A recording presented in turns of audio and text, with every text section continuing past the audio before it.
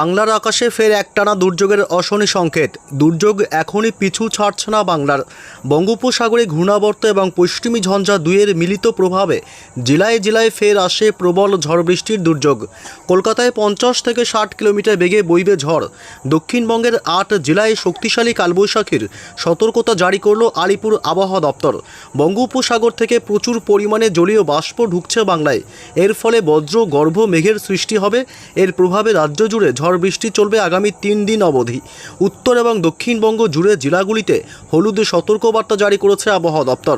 আবহাওয়া দপ্তর জানিয়েছে, জেলাগুলিতে বজ্র বিদ্যুৎ সহ বৃষ্টির পাশাপাশি ঘন্টায় 40 থেকে 50 কিলোমিটার বেগে বইবে দমকা ঝোড়ো হাওয়া।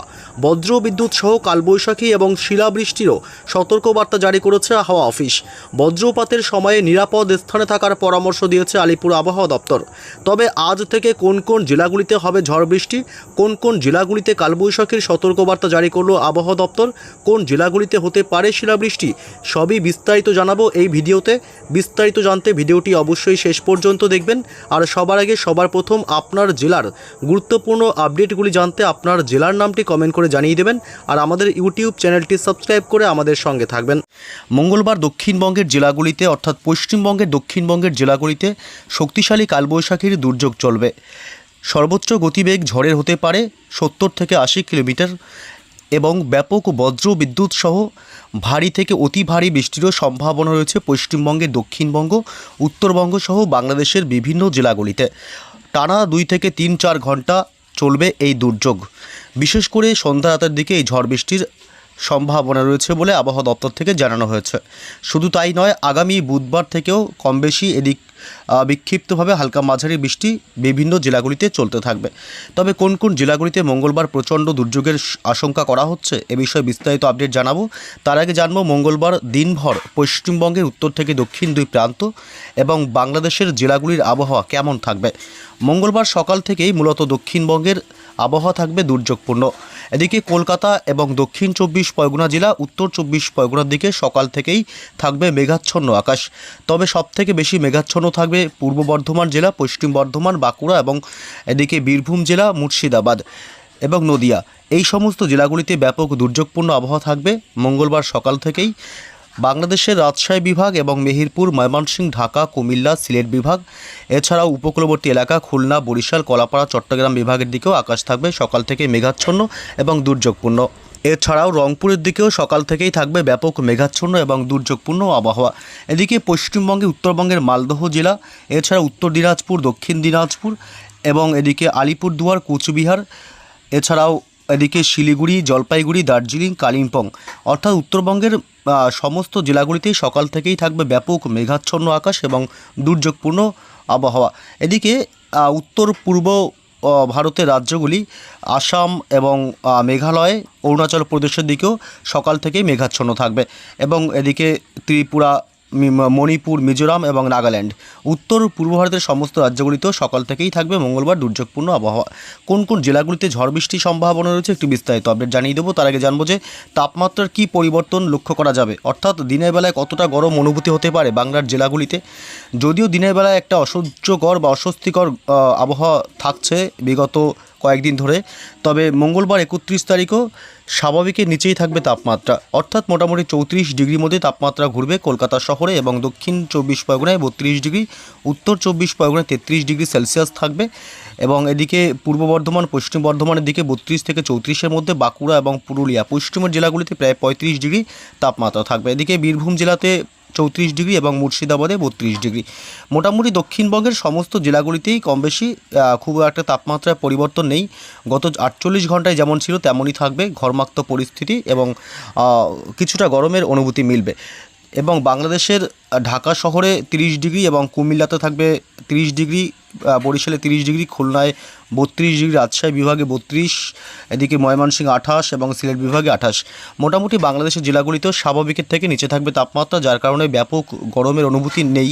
তবে বুধবার 1 এপ্রিল থেকে তাপমাত্রা ব্যাপক বাড়বে, অর্থাৎ 37 থেকে 38 ডিগ্রি ছুঁয়ে ফেলতে পারে পশ্চিমবঙ্গের দক্ষিণবঙ্গের জেলাগুলির তাপমাত্রা। দেখুন প্রায় 37 ডিগ্রি দক্ষিণবঙ্গে সর্বোচ্চ দিনের তাপমাত্রা, যার কারণে বুধবার 1 এপ্রিল থেকে প্রচণ্ড বীভৎস গরম অনুভূতি হবে। পশ্চিমবঙ্গের দক্ষিণবঙ্গের প্রায় সমস্ত জেলাগুলিতে তাপমাত্রা 2 ডিগ্রি পর্যন্ত বাড়তে পারে। এদিকে বাংলাদেশের জেলাগুলিতেও প্রায় বুধবার থেকে মোটামুটি তাপমাত্রা 1 ডিগ্রি করে বাড়তে পারে বিভিন্ন জেলাগুলিতে। তবে পশ্চিমবঙ্গের দক্ষিণবঙ্গের জেলাগুলিতে সবথেকে বেশি গরম অনুভূতি হবে বুধবার 1 এপ্রিল থেকে। এদিকে উত্তরবঙ্গের মালদহ জেলাতেও তাপমাত্রা বাড়বে, বুধবার 35 ডিগ্রি হবে এবং এদিকে মোটামুটি উত্তরবঙ্গের সমস্ত জেলাগুলিতে 2 থেকে 1 ডিগ্রি করে তাপমাত্রা বৃদ্ধি হবে বুধবার। তবে কোন কোন জেলাগুলিতে ঝড় বৃষ্টির সম্ভাবনা রয়েছে একটু বিস্তারিত আপডেট জানিয়ে দেবো। মঙ্গলবার সকাল থেকে যদি আমরা লক্ষ্য করি তাহলে পশ্চিমবঙ্গের দক্ষিণবঙ্গের জেলাগুলিতে কার্যত বৃষ্টির সম্ভাবনা মঙ্গলবার সকালের দিক থেকে নেই, যদিও বা মেঘাচ্ছন্ন আকাশ এবং দুর্যোগপূর্ণ আবহাওয়া তৈরি হতে পারে, তবে সকালের দিকে বৃষ্টির সম্ভাবনা থাকছে না। এবং বাংলাদেশের কিছু কিছু এলাকায় সকালের দিকে বৃষ্টি হবে বিক্ষিপ্তভাবে, এবং ময়মনসিংহ, সিলেট বিভাগ, কুমিল্লার দিকে 2-1 পশলা বৃষ্টি হতে পারে এবং দমকা ঝোড়ো হাওয়া বইতে পারে।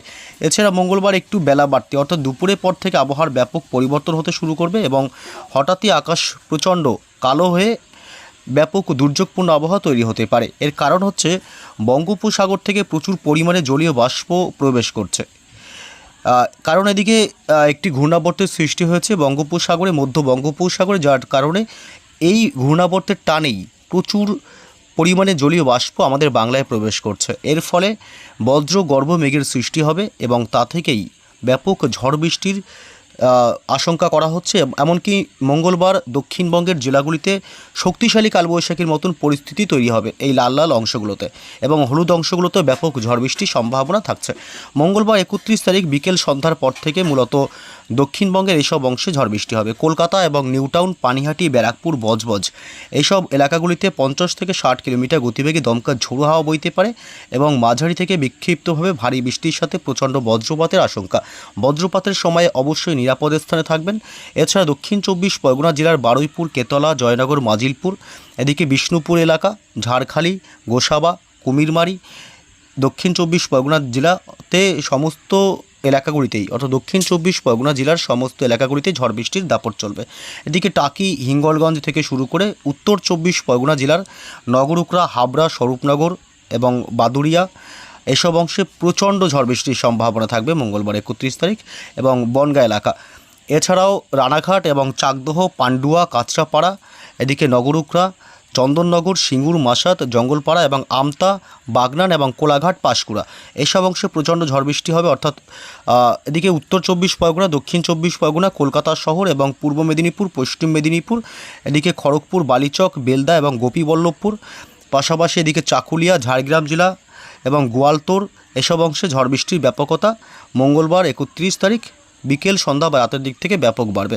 এবং পশ্চিমের পুরুলিয়া, বাঁকুড়া জেলা, দুর্গাপুর থেকে শুরু করে এদিকে মিঝাম এবং এদিকে বিষ্ণুপুর, কতুলপুর, হাওড়া এবং হুগলি, আরামবাগ থেকে শুরু করে কোলাঘাট, উলুবেড়িয়া এসব অংশ তমলুকে প্রচণ্ড ঝড় বৃষ্টির সম্ভাবনা থাকবে।